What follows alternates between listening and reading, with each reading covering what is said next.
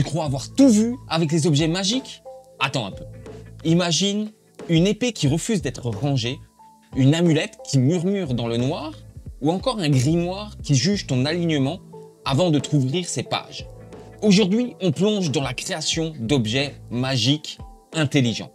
Pas juste puissants, vivants, avec une volonté propre, des objectifs, des émotions. Pourquoi c'est un game changer, me demanderas-tu?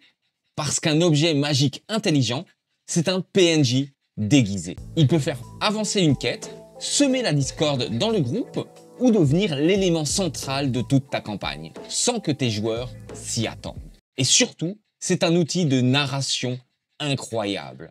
Tu peux créer de la tension, de l'humour, du mystère ou même de l'horreur, rien qu'avec une voix dans la tête d'un personnage joueur. Dans cette vidéo, on va voir comment les concevoir, les faire vivre à la table et les rendre inoubliables. Tu veux créer un objet magique qui laisse une trace dans l'esprit de tes joueurs? Reste bien jusqu'au bout. Fondation d'un objet magique intelligent. Ici, on parle d'objets qui pensent, qui ressentent. Il faudra lui attribuer des caractéristiques mentales, telles que l'intelligence pour son raisonnement, la sagesse pour son intuition et le charisme pour son influence. Par exemple, un objet avec 18 en charisme peut séduire, convaincre ou même dominer mentalement un porteur fragile. Plus ton objet sera intelligent, plus ses stratégies peuvent être complexes, utilisant du mensonge, de la manipulation, voire même une loyauté feinte. Au contrario, un faible score de sagesse peut faire un objet impulsif, jaloux, voire même dangereux pour son propre porteur. L'objet a aussi un alignement. Cet artefact peut très bien juger ton personnage joueur. Par exemple, un objet loyal bon sera horrifié par un meurtre gratuit et pourra se taire ou punir, alors qu'un artefact neutre mauvais pourrait inciter subtilement à des actions cruelles pour le bien du groupe. Un désaccord d'alignement peut mener à des effets de gameplay, des refus d'activation, une perte de pouvoir, voire même un conflit mental. Tu peux aussi jouer un retournement. L'objet change d'alignement suite au choix du porteur, ou inversement. Ces objets communiquent avec son porteur. Certaines armes ne parlent qu'en elfique ou en langage antique. La barrière linguistique devient donc un outil scénaristique. Ou alors un objet qui s'exprime uniquement en émotion, comme le malaise, la colère, l'euphorie, peut influencer subtilement les décisions de tes joueurs. Certains utiliseraient même la télépathie ou la possession onirique, des chuchotements dans un miroir ou des runes qui apparaissent. Joue avec la forme du dialogue. Cela donnera énormément de puissance à cet objet. Un autre objet peut avoir un mode silence. Il ne parle qu'à certains moments ou à certaines personnes uniquement. Mais l'objet n'est pas devenu intelligent dès sa création. Il a une conscience qui s'est forgée petit à petit. Est-ce par rapport à la fusion avec l'âme d'un héros mort ou l'emprisonnement d'un esprit élémentaire à l'intérieur? Ce qui peut créer des sources de drame ou de révélation pour sa partie. Ce peut aussi être un artefact divin corrompu ou une relique expérimentale, voire même la création d'un magicien fou, car chaque origine offre un ton différent à ta partie. Un objet peut mentir sur sa création, se prétendre ancien alors qu'il est récent, ou vice-versa. L'origine de cet objet détermine souvent ses objectifs profonds. La vengeance, la transmission d'un message, l'accomplissement d'un destin. Mais comme tout être vivant, l'objet peut avoir des besoins ou des faiblesses. Il peut avoir besoin de nourriture magique, des âmes, de la mana, des prières, un chant spécifique peut-être.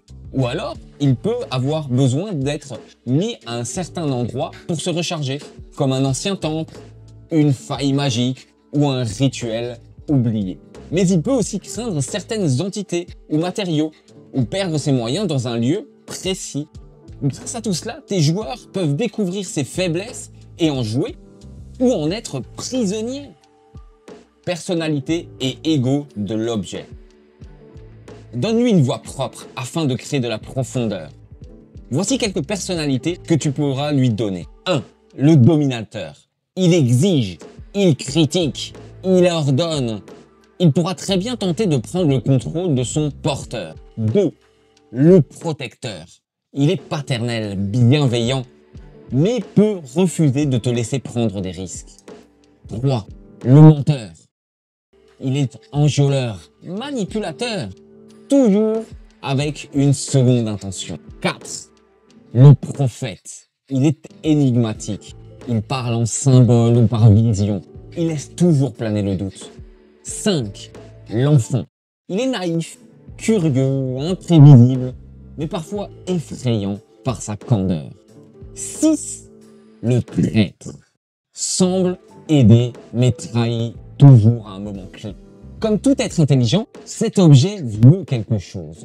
Tu pourras ainsi créer un objectif qui ajoutera à la narration de ta campagne. Il peut par exemple vouloir venger son ancien maître ou retrouver un artefact, voire même accomplir une prophétie oubliée. Ou alors il peut vouloir voyager, rencontrer quelqu'un ou même mourir.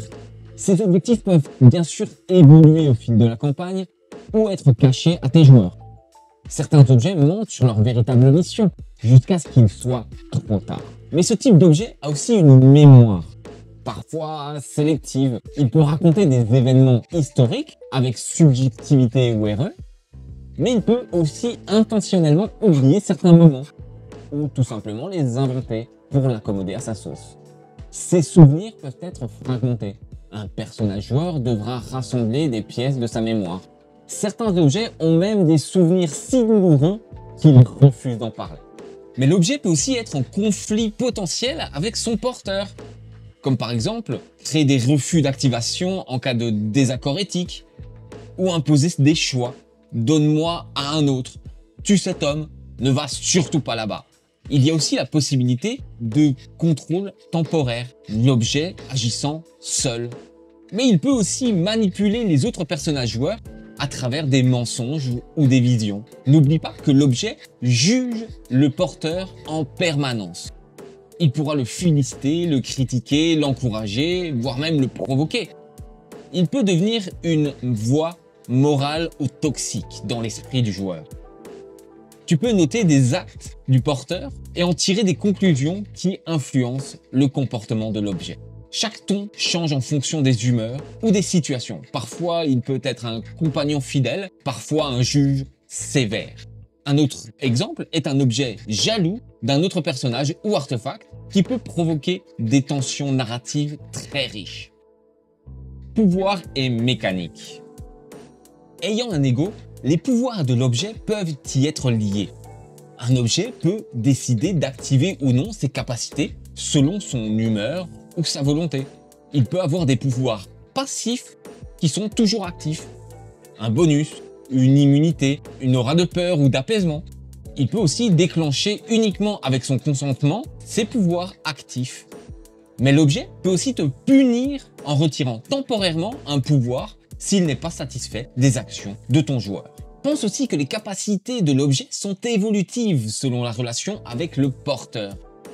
Un objet se lie davantage à ton joueur s'il agit selon ses valeurs. Il pourra débloquer de nouveaux pouvoirs au fur et à mesure de la campagne, de la grâce, des corruptions, une symbiose. Un système de confiance peut être utilisé. Plus elle est haute, plus il est coopératif.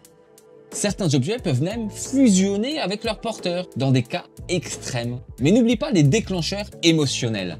L'objet peut réagir à la peur, à la colère, à l'amour ou au chagrin de son porteur. Une colère extrême peut le faire s'embraser. Un deuil peut le faire pleurer des larmes d'acide.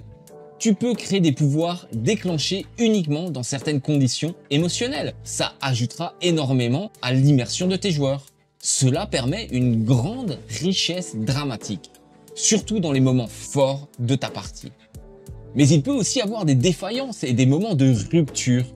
L'objet peut simplement refuser d'agir ou même saboter le porteur s'il le juge indigne. Il peut provoquer un bug magique, une instabilité, une perte de mémoire, des pouvoirs aléatoires. Mais les voies internes peuvent aussi se multiplier dans l'esprit du porteur s'il contient plusieurs esprits. Dans des cas extrêmes, l'objet se brise volontairement ou s'autodétruit pour empêcher un destin funeste. Pour ajouter de la profondeur au caractère de ton objet, pense à des pouvoirs contextuels. Certains pouvoirs pourraient ne se manifester que dans un lieu sacré ou face à un ennemi particulier. Tu peux très bien jouer avec des cycles lunaires ou la météo, les émotions d'un autre personnage joueur ou un alignement spécifique. Cela créera un effet de surprise et poussera les joueurs à enquêter pour comprendre les conditions d'activation. Un pouvoir peut même dépendre d'une réaction sociale, la loyauté d'un allié, la trahison, un serment prononcé. Les objets intelligents sont souvent soumis aux caprices et aux effets secondaires. Chaque utilisation de pouvoir peut avoir un prix, une douleur, un saignement, des cauchemars ou un changement d'apparence. L'objet peut déclencher aussi des effets parasites autour de lui, des illusions, des hallucinations, voire même une présence surnaturelle. Il peut y avoir un effet sonore ou visuel, voire même émotionnel, qui affecte aussi les autres personnages joueurs ou PNJ. Mais tu peux aussi jouer la carte du pacte. Un pouvoir ne revient qu'après avoir accompli un souhait de l'objet. Les objets intelligents ont une influence face au monde extérieur. L'objet peut très bien être connu dans le monde. Certains le craignent, le vénèrent ou veulent s'en emparer. Un culte peut se créer autour de lui ou un groupe peut le chasser pour l'enfermer à nouveau. Les PNJ peuvent le reconnaître grâce à son aura et y réagir de manière inattendue. Son pouvoir peut s'étendre lentement à l'environnement, créant des distorsions de réalité ou influence sur les yeux visités.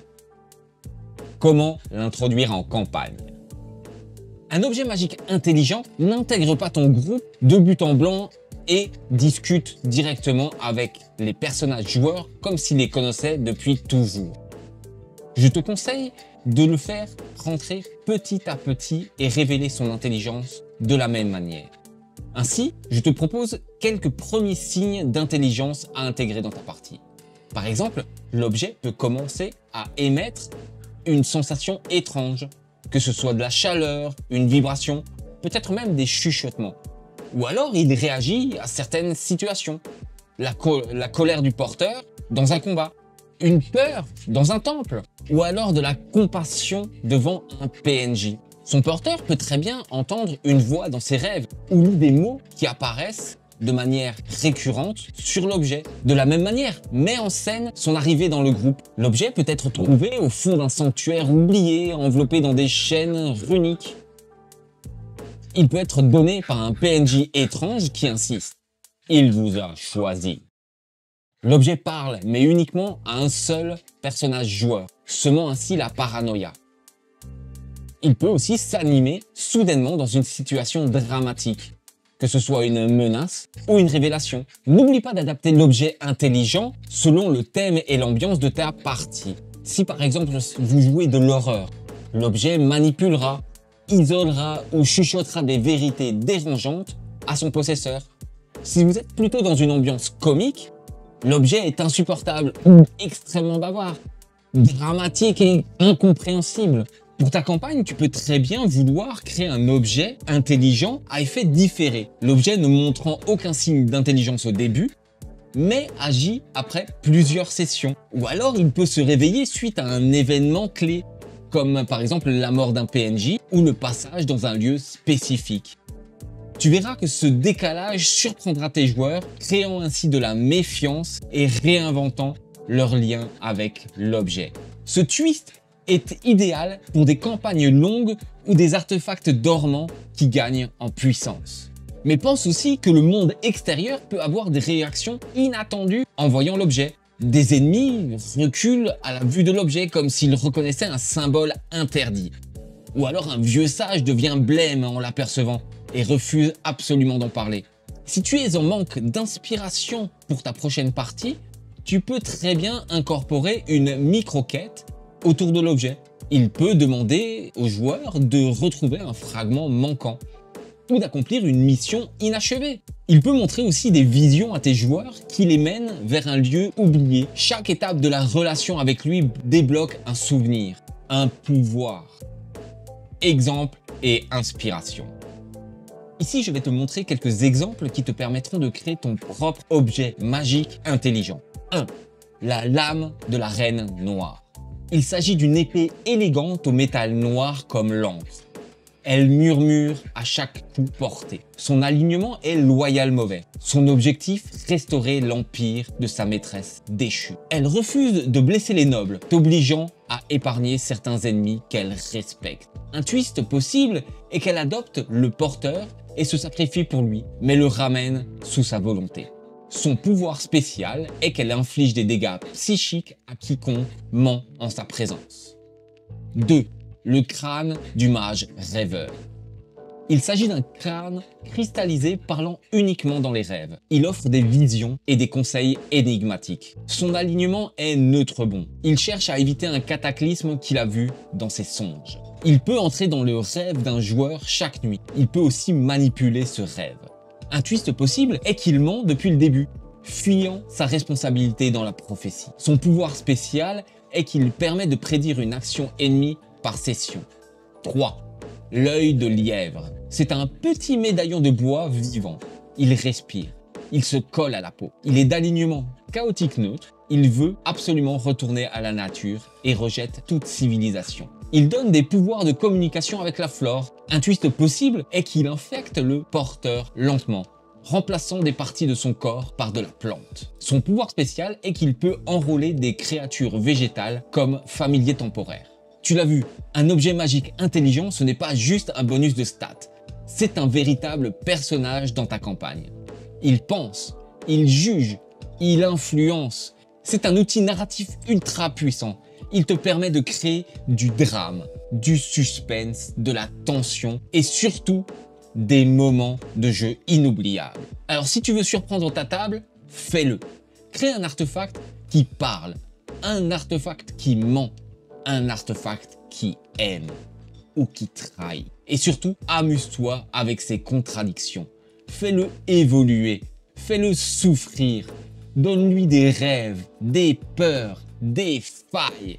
Tes joueurs n'oublieront jamais l'épée qui leur a dit « je t'aime » avant de les forcer à tuer leur frère.